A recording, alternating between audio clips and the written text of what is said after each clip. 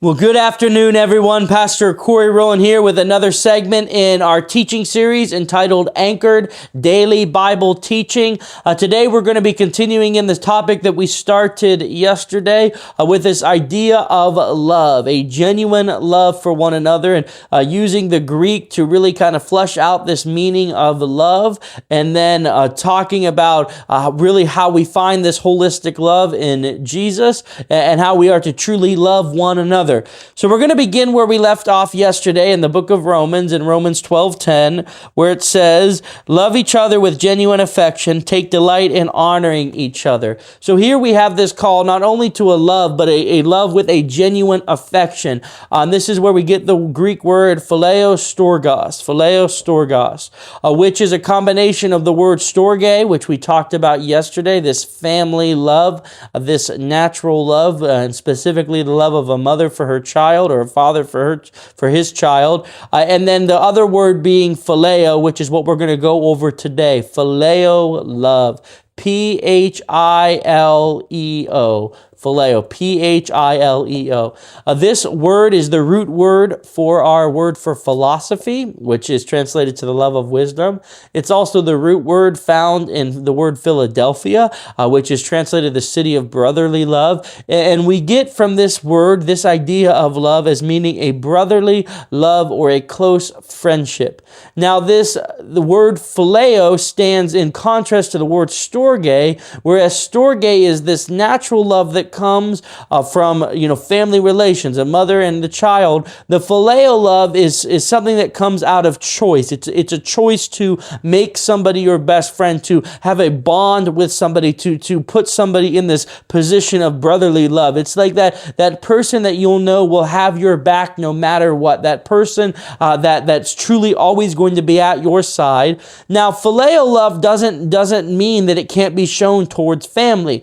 For example, in my family, I've got my brothers who, yes, I have a storge love for them. I have a natural love for them because they're my brothers. I love them deeply. But I can also sense a phileo love for them. This fact that they are my closest friends. They are the ones who are always going to have my back. And what you see with this idea of phileo love is usually this love comes out of trial, or comes out of kind of a shared experience or a shared relationship. It's something that is often when you go through something, or you have a close relationship with somebody and they've proven themselves trustworthy or faithful, or they've proven themselves somebody who you can depend on, then you see kind of a close friendship being born. And it's something that doesn't just come naturally, but it comes through relationship and choice. I'm choosing to make this person my best friend. He's shown himself faithful, and I know that he'll be there for me.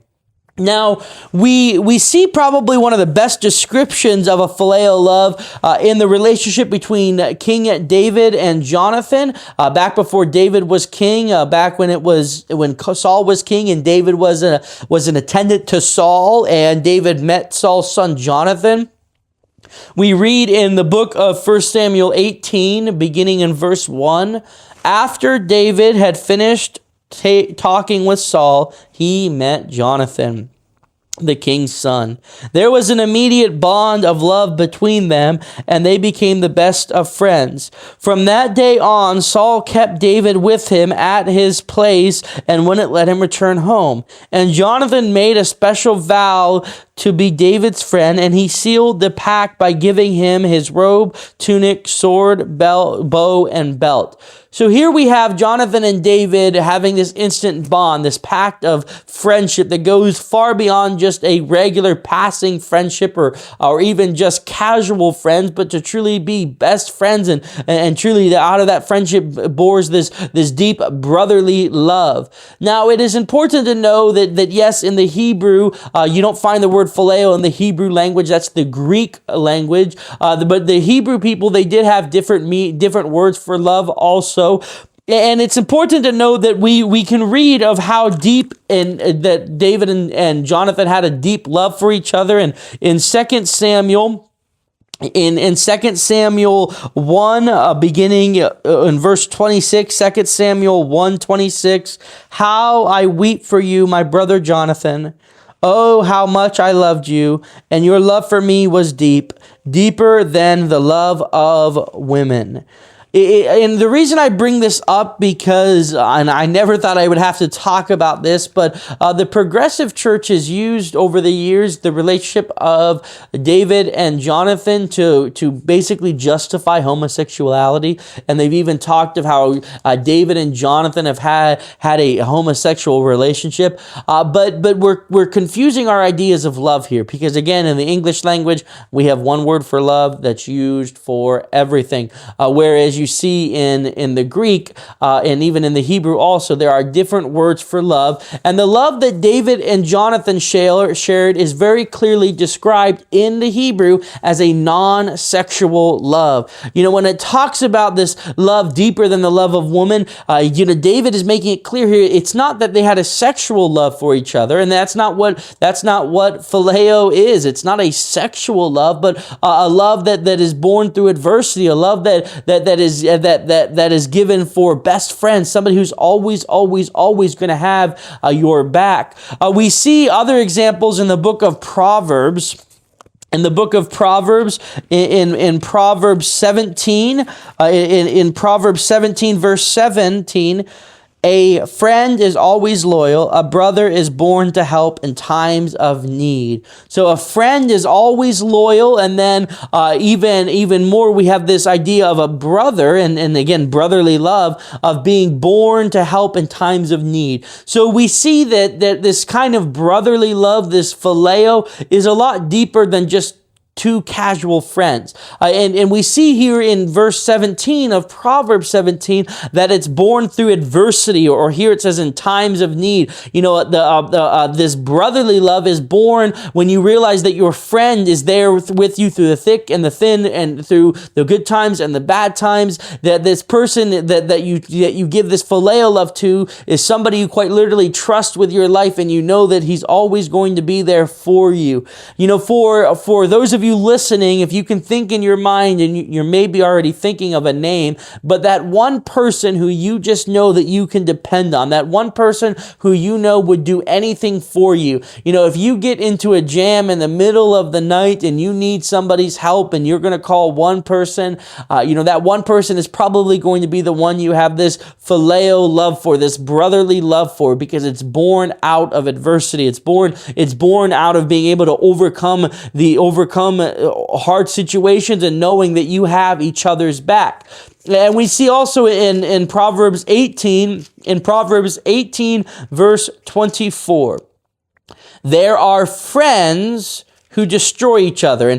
And when it says friends there, it uses quotes. There are friends who destroy each other. And maybe you know somebody who's like that, who you're like, oh yes, we're friends, but it's not somebody you have a very close relationship. It's not even somebody you totally trust. Maybe it's just somebody you've had an acquaintance with, or somebody who's maybe you said, well, I thought they were my friends, but they've not shown themselves to be faithful. These are the friends. But then it says, but real friends stick closer than a brother. This kind of brotherly love, this relationship of real friends, of the best of friends. They stick closer than even a brother.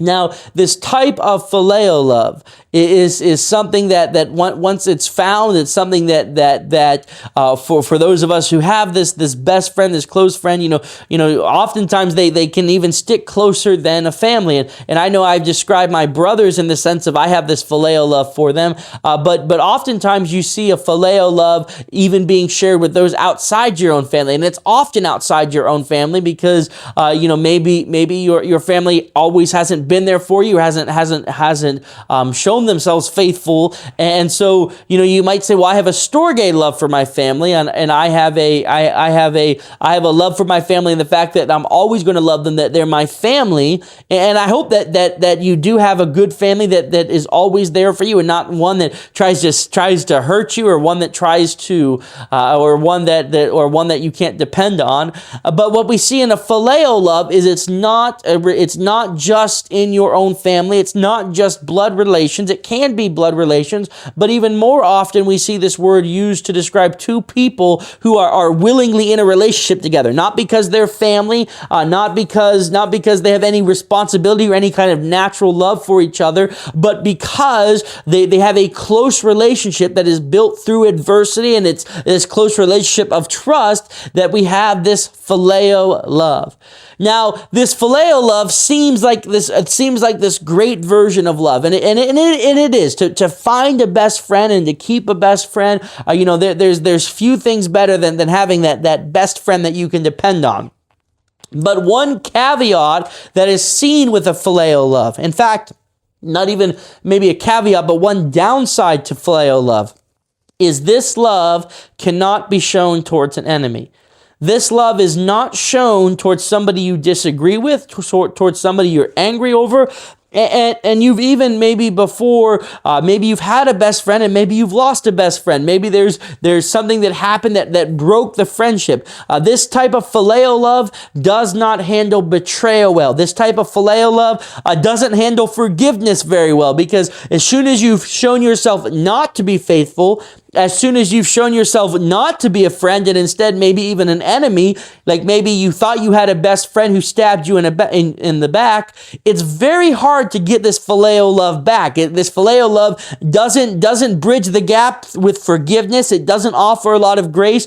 Basically, this phileo love is a love that remains as long as it's mutually beneficial. I'm benefiting, you're benefiting. I take care of you, you take care of me. You're my best friend, I'm your best friend. But the moment that love becomes where it's more of a burden, or the moment where that love stops being beneficial, then this is where that love turns into hatred, or that love gets broken. And once broken, it's very hard to get back. And so the reason I bring that up is because while it seems like this phileo love is this altruistic love and this highest example, there are other higher forms of love. And we're going to talk about the highest form of love, not tomorrow, but the day after tomorrow, when we look at the godly form of love. So here we have, again, this brotherly love. And I pray that you have found this brotherly love, this close friendship that you can depend on and trust.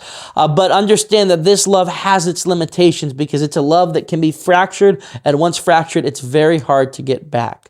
So again, as we explore these different ideas of what love is, as we explore these different ideas of what it means to love and to be loved, I hope this illuminates our different kinds of relationships and the different kinds of relationships that we have, that we share love for. And I hope that we're getting a holistic picture of what it means to love God and to be loved by God. So tomorrow we're going to look at the third type of love, which is the eros love. And I pray that you'll tune back in tomorrow for that. And I pray that for this day that you know and you can have this brotherly love, and I pray that you have this close friend that you can trust. And remember that we do have Jesus, who is our big brother, Jesus who loves us, Jesus who will never abandon us, and Jesus who continues to love no matter what.